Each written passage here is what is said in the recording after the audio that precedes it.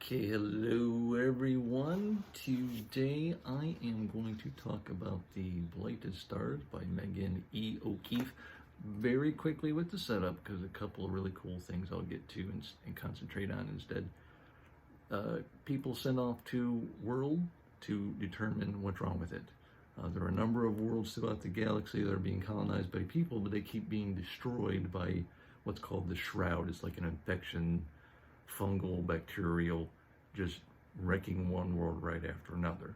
Each of these worlds contains a particular element or mineral that is important for this getting out into the galaxy society. It not only has to do with cybernetic implants, which everyone has. Looks like sort of various types of stripes that you can see throughout the human body, on their face, on their arms, on their hands, on their bodies, that can enhance their strength, agility. It's a computer interface. They have a heads-up display and everything. It also contains their warp cores in their spaceships, for example. There's probably other uses for it that it doesn't get too much into. So fashion, light travel, society depends on it, but the worlds where this stuff is being mined is being eaten by this Shroud, and so they want to find out what's going on. So when they get to this particular world thinking that it's okay, it's already been wrecked, and so now they have a mystery. It shows up, there's two spacecraft that show up, one attacks the other, and the one that crash lands, that got shot at, contains our two leads. One named Naira, who spent her time as the bodyguard of the CEO of the company that pretty much rules the galaxy. There is no real talk in here about a government outside the corporations, so it sounds just like the corporations rule everything. It's like a corporate society. And so she was the top guy's bodyguard until she found out about this Shroud destroying worlds and believes it to be this corporation, the McCader family, sending this stuff out and wrecking worlds. And so she gets involved with an underground, a rebellion, to stop them from doing this. Also on this ship is this CEO's son. And central to this is an upload technology, but it has limitations. I first heard of this particular use of it in Altered Carbon, where you could just upload and download minds to whatever bodies you can create and do it unlimited. In here, there's limitations. There's no spoilers here, but I was a little confused, but it doesn't do like some special surprise revelations, but it just explains it in different pieces. So I was a little confused at first as to what some of these limitations were. So you have an original you somewhere, and it can be removed from your body and placed into what's called being put on ice, so that, which sounds like some kind of computer matrix, but it doesn't fully explain what that is. So you're somewhere, the original you. So you get sent out into a printed body, and this body is just a copy of you. The mind in it is just a copy. What it sounds like is you go on these adventures. If you get killed or you just want to upload back, you'll wind up with the original you and blended together, so it's like that original you experienced all that and you have those memories. If somehow that copy were destroyed and erased, well, it's gone, and here you are back in your original body if they wake you up and you're without those memories. So if you spent a year adventuring around with this copy and it's lost, then you just lost a year. You don't know what happened in that year. You're a whole different person. So they do have a problem with what's called doubling, because apparently you are coupled somehow with that original you in a way, so you can only have a copy in a body one time. If you do two bodies at one time, there's a problem that's going to wreck your mind, and certainly more than that. Over time, you can't just upload and download all you want, because slowly but surely your mind can crack, and they call it cracking. You go insane. So you can only do it so many times. If your endings are particularly traumatic, cracking can happen a lot sooner, and that's primarily the upload limits.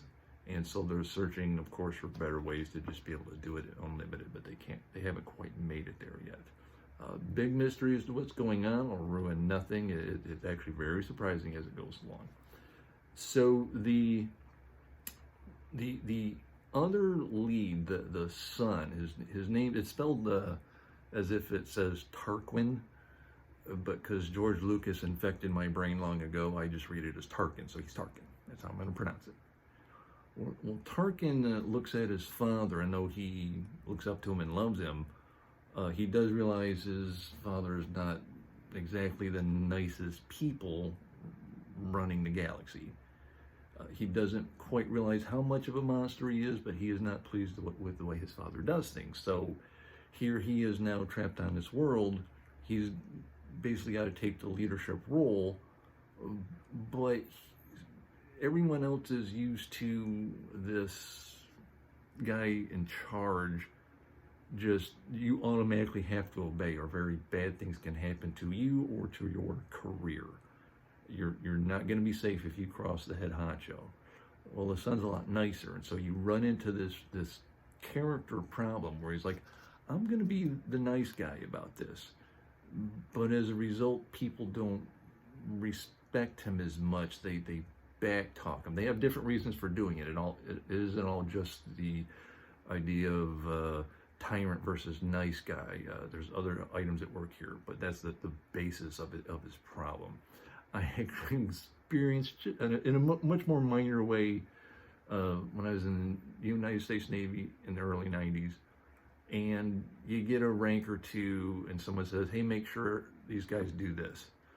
And most of the time there was never a problem, but every once in a while someone's like, well, I know you, we're buddies, I don't have to do that. It's like, well, yeah, you need to do that. And they don't want to listen to you. And someone goes, hey, why didn't this get done? I thought you were in charge. Yeah, well, I thought I was too.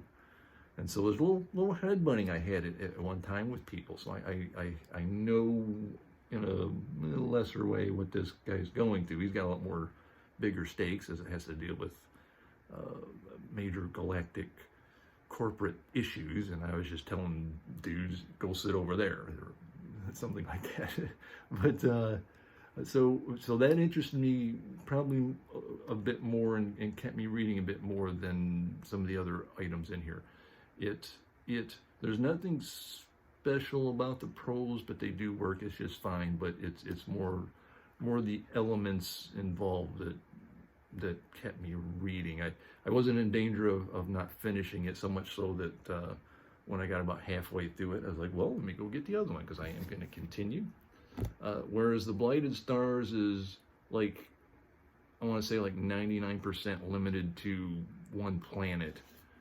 Its sequel, the Fractured Dark, looks like perhaps it's going to get out into the galaxy more. It doesn't seem to be that widespread an empire, like across the galaxy.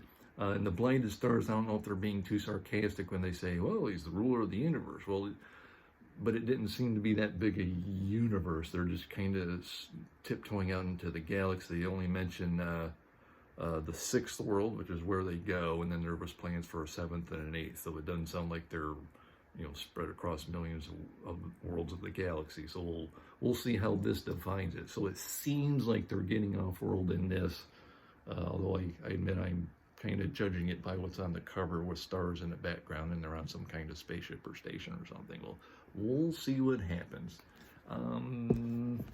This is, I don't want to give too much of this away. There is I guess you could call it enemies to friends, potentially enemies to lovers thing going on in the middle of this, but we'll let you discover all that and all its implications and how it unfolded. It's really surprising how they handled all this. An old definition of science fiction had to do with the technology being so important to the plot that without that technology, you wouldn't have even vaguely the same story. So this uploading and its limitations are central to how this unfolds. That's a really good. Sometimes in a space opera environment, some things like that are overlooked, but not in this. It works out really well. That's really it for that. Upcoming next after the Fractured Dark. So Next week I'll do a video on that one book. And then after that, back to Jeff Vandermeer. Can't wait for that because Southern Reach was outstanding. And then I had a little fun experience for me, I guess. I guess we all judge a book by its cover in some way. There's nothing special about this cover. It's, I don't know, just a mediocre piece of artwork, and it's just, look at it, just a regular old book. Give me a good piece of artwork. Wow, I'm like, wow, I gotta look at that. That's an old book right there. Old book smell. This one was sitting there real pretty, and I think it's a trend to have more design on books rather than artwork on books. But here we have Heavenbreaker, and it was just sitting there on a table with itself and 10 other books just like it. It was all just the same book sitting on a table, sitting in the adult area, not the YA. This could be YA, and I don't know it. But they caught me. Some marketing caught me here. So we have Heavenbreaker by Sara Wolf. Genre bending. Ooh. Stars burn, and so do I. What? And on the back it says, I cannot stop death, but I can make it think twice. Oh, looking good. And then, I don't want to put this mic down. I'll put it right there, and hopefully it still hears me good.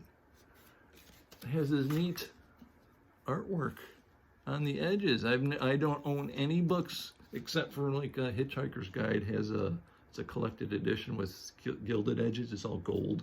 So I never had a piece of artwork like this. And then on the inside, I'll read you the description. The Duke of the Powerful House, I believe that's pronounced Heavenbreaker, can't pronounce it, is the first to die with my dagger in his back. He didn't see it coming, didn't anticipate the bastard daughter who was supposed to die with her mother on his order. Uh-oh. He should have left us with the rest of the station starving, commoner rubbish. Now there is nothing left, just icy white rage, and I need to make house when I can't pronounce pay. Every damn one of them. Even if it means writing Heavenbreaker, one of the few enormous machines left over from the war and jousting against the fiercest nobles in the system. Each win means another one of my enemy dies, and here in the cold terror of space, the machine and I move as one, intent on destroying each adversary, even if it's someone I care about, even if it's someone I'm falling for. Only I'm not alone, not anymore, because there's something in the machine with me, something horrifying, something more, and it won't be stopped. That's good stuff. And I looked at the, did a little reading in here, and there's some prose that caught me, so good job, marketing department. I grabbed this off the table and said, all right, just wandered by it and got it.